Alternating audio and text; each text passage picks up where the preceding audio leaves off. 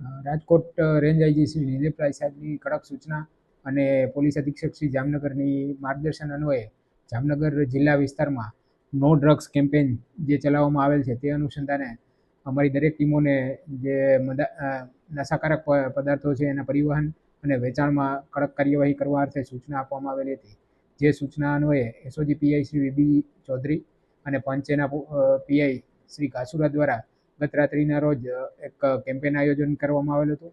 સદરુ કેમ્પેનના અનુસંધાને દરેક વાહન ચેકિંગ જે રાજકોટ જામનગર હાઈવે છે ત્યાં કરવામાં આવેલું હતું. સદરુ વાહન ચેકિંગ દરમિયાન જે બંનેની ટીમો છે સંયુક્ત ટીમોને એક માહિતી મળેલી કે રાજકોટથી જામનગર સફેદ ઇકો કારમાં એક શખ્સ છે એ નશાકારક પદાર્થ માદક જથ્થો લઈને આવે છે.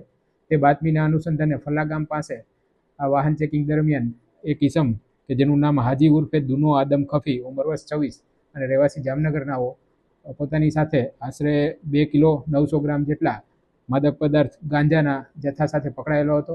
સદરુ આરોપીની પૂછપરછ કરતા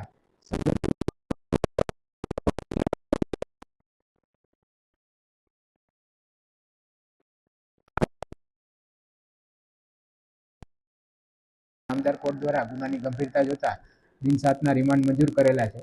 હવે આ જથ્થો ક્યાંથી આવેલો છે, કઈ રીતે તે લાવેલ છે, અગાઉ ક્યારેય લાવેલો હતો કે કેમ, તે તમામ કાર્યવાહી આ રિમાન્ડ દરમિયાન હાથ ધરવામાં આવશે.